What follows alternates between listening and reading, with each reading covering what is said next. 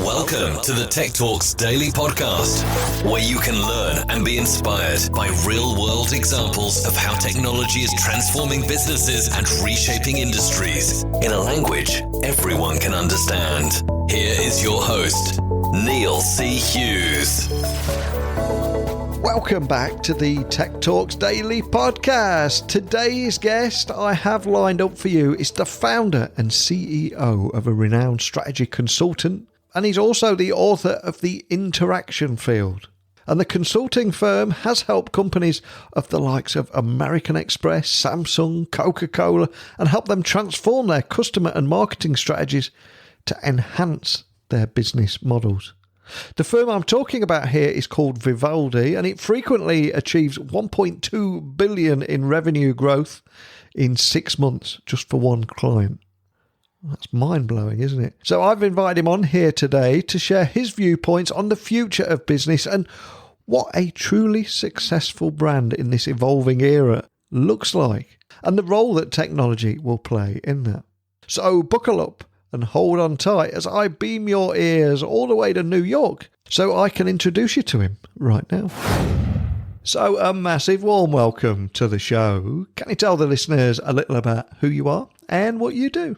Oh, yes. My name is Erich Joachimsthaler. I am the CEO of Vivaldi. I am a former professor who been almost teaching 20 years. And for another 20 years, I built a company called Vivaldi Group. And I live here in New York. We work from New York. We have offices in many countries. And my particular passion is about writing, about technology, marketing, digital brand, and have done this for the last so many years. well, there's the thing, because like you say, you are a former professor, founder and CEO, and a renowned strategy consultant and author of a book called The Interaction Field. But before we delve into that anymore, I've got to ask, can you share your origin story, where that passion came from, and what put you on the path that you're on today? Back in the early 90s, early in my career, I thought, what do I need to do in order to do something meaningful? I had a PhD, a doctorate in mathematical statistics. I was a postdoc at Harvard Business School. And everywhere I go, people say, what do you do? And then they ask me, why is this relevant? And I felt solving mathematical equations as I did with great passion wasn't really the answer. And back then, what I noticed is that when you look at the company and you study a company, what happened between the 80s and the 90s, there was a significant change back then of how companies create value. And typically in those days, in the old days, companies create value through assets, tangible assets, factories, plants, inventory, and back then there was this change from like 15% of total company value to 30% of total company value of that intangible asset value. And I said, if this is growing, this is something I want to study. And I got into brands as a way of capturing an intangible asset value.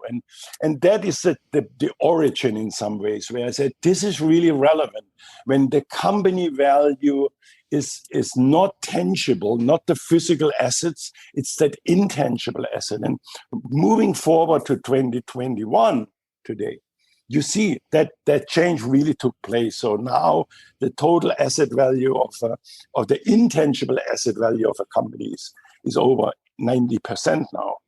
And here in 2021 as well, you've got this concept of the new consumer contract. Yeah. Can you expand on that and what it means for people that are hearing about it for the first time? Yes. And that relates to that question that this intangible asset, the value of a firm is now in that relationship with customers. It's in the brand. It is in the exchange of data that consumers provide. And I think what has happened when we talk about the value exchange and the new consumer contract is we have we have left consumers behind. We as marketers and businesses, we are thinking in the old ways, namely that, I produce a product in a factory, a BMW, let's say, or a car, what it might be, and then I turn it over to consumers in exchange for cash and for the money, for the willingness to pay a little bit extra for a BMW or German-engineered Mercedes, let's say. And I think that's the traditional consumer contract. And I think consumers today say, wait a moment, that's not enough. There are plenty of cars out there.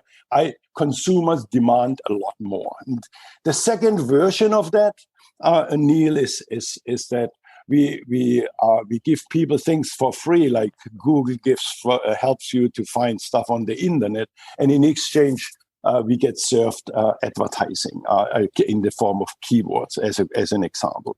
And consumers today say, wait a moment. That's not what I want. I can't hardly read anymore the article, that I want to read on Fortune magazine, because there's all the advertising that sort of tracks me down. So I think consumers today are no longer the gullible ones from the past, and there is a new value exchange that consumers demand. There is a gap now that we as marketers and companies and brands, we need to close. So I'm curious then, let's take something like Peloton, who recently had to pull its signature Tread Plus from the market. Yeah. What do you think something like that means for the overall health of the brand in this changing landscape? I think that there are actually, Peloton, there are two lessons. One is, the first thing is that they were in denial. The first thing is they said, look, this isn't that big of a problem. Why don't you just take care of, read the manual or something like that? That was bad. But very quickly, within a week, of the CEO, John Foley, had a change of minds and was able to very quickly address the problem of that sad story that happened to their treadmill. So I think that swift reaction and that and without any question to take care of the challenges for the Tread Plus. I think that's really, really important, because that's part of that consumer contract.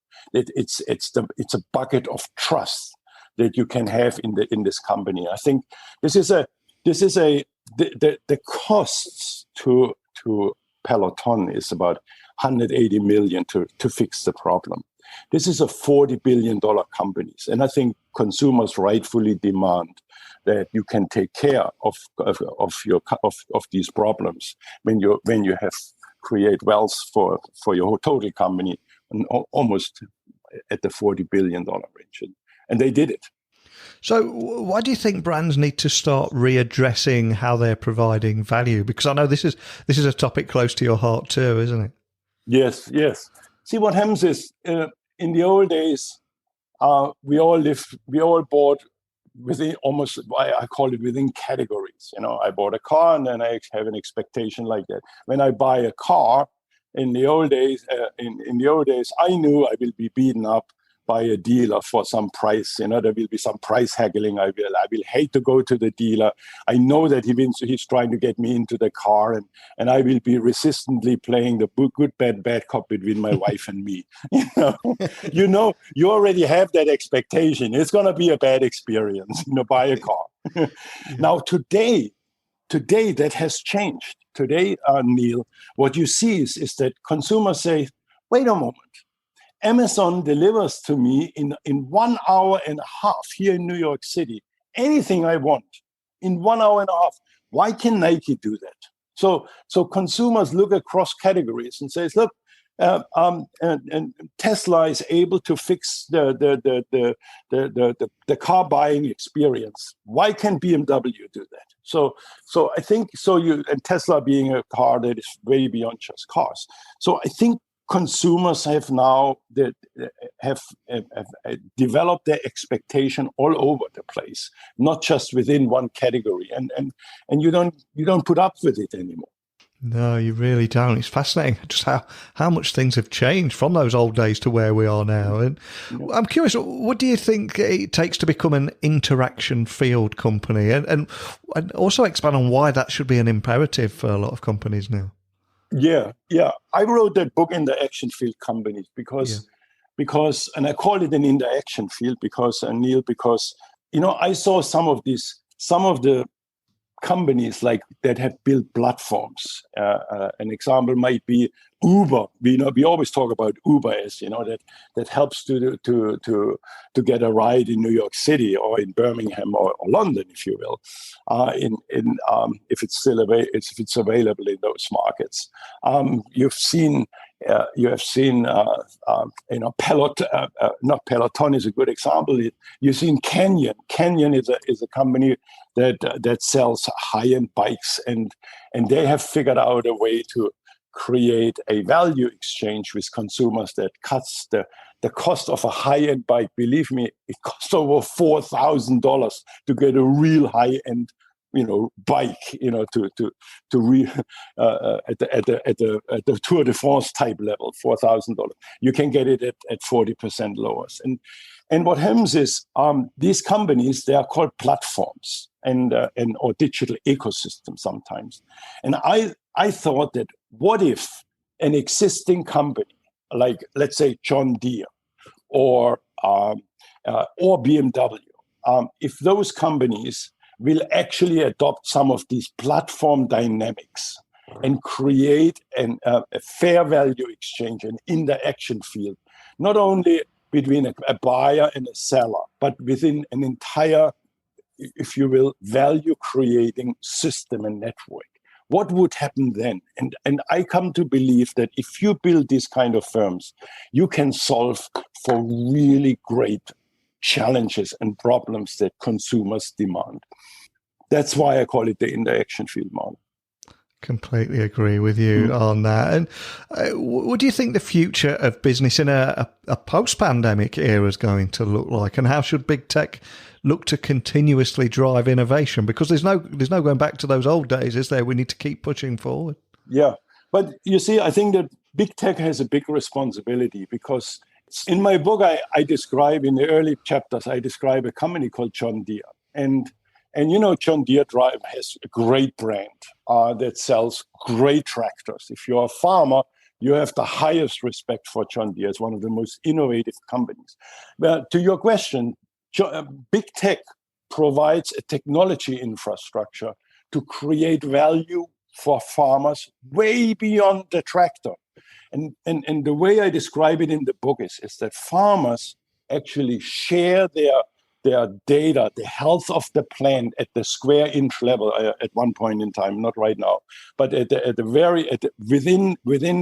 the circumference, if you will, the context of a plant for an entire agricultural field, and they share it with other farmers on what's called a My John Deere platform. And what happens is when farmers work together and actually share the data, and John Deere orchestrates a technology infrastructure enabled by big tech, that where everybody looks at the farm data and says, how can we, in a most sustainable way, grow the plant? How do we optimize the use of fertilizers? What kind of crop works for what kind of conditions? What I found in my research is that you can not only solve for the productivity increases of a farm or the productivity or the profitability of a farm, you can solve for very significant environmental challenges, social challenges, healthy foods for everybody. Because not when productivity goes up, there's a lot that can happen in the food in the supply of healthy food, for everyone around the world. It also solves for many of the problems, and in the action field solves for these problems of water irrigation. Do you know that 40% of the water used in agriculture, which is huge, is actually never reaching the plant? It's all losses. So you can optimize some of the industry problems you have, and even societal problems. The emission of GHG, gas house effects, and things like that. So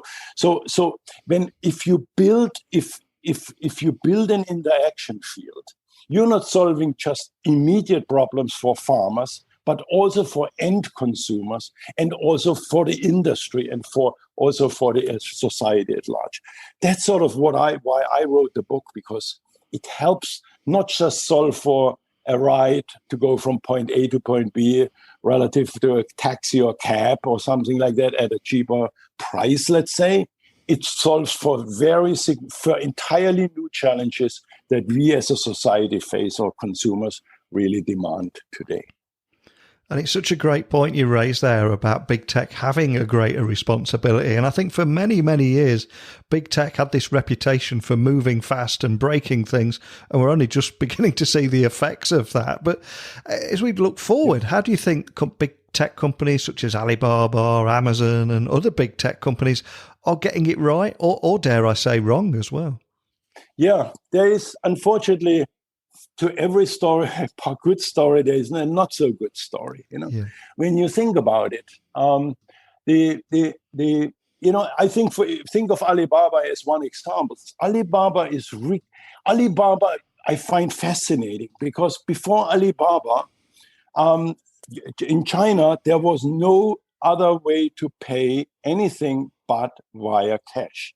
So Alibaba built Alipay, and which is a very low-tech solution which is QR codes on a mobile phone, which now enables commerce across online commerce, and of course across all of China. That has changed significantly the way the wealth, I think, and the well-being of Chinese consumers, because otherwise commerce only is locally. So there's a very good story. Alibaba is another example where they build what I call the digital Silk Road. In some ways, remember the old history lessons on the Silk Road? Yes, they are recreating it. If you are in Birmingham, in the UK, you can, and you're a local trader of any product you may have, you actually can participate in global trade on Alibaba. And it's fascinating how they are enabling businesses to do that. It's literally recreating the global the Silk Road of the old days. So there is a very good part. Think about it. Alibaba doesn't put out companies. Alibaba actually puts all of the small retailers in China. They puts them on their platform and enables trade. I look at another company, Amazon. Amazon is a different animal. Extremely successful, extremely technology-driven, extremely smart in so many ways. But Amazon is also in the business of putting out small businesses. They put out booksellers when they started, and they go after industry and category to disrupt industries. Amazon even competes with their own customers. If you sell toilet paper, for example, like Pampers from Procter & Gamble or Huggies from Kimberly-Clark, there is a brand that is actually much bigger than any of these brands, and it's called Angel Soft, which is an Amazon brand. So this is sort of there are good aspects of big tech and not so good aspects. I think we are just now in the post-pandemic. We are sorting out, where on what side we are falling, in our opinions.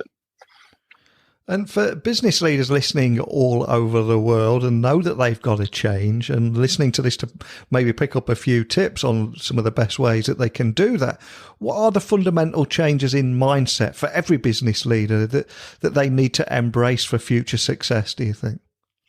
I think that, to me, when I talk to my clients, they tell me that that's the biggest thing for them to do.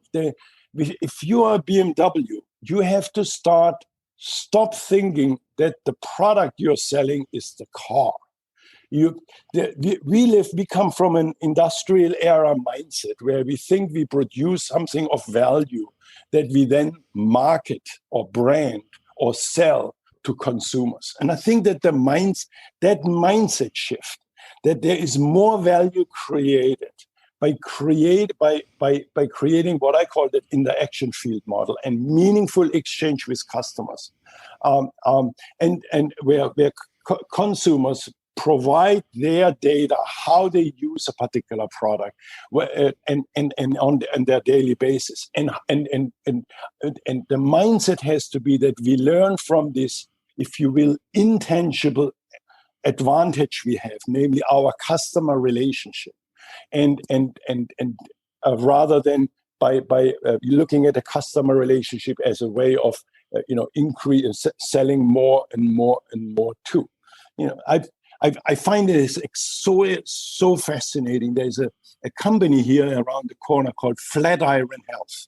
That company collects from cancer patients, on a daily basis,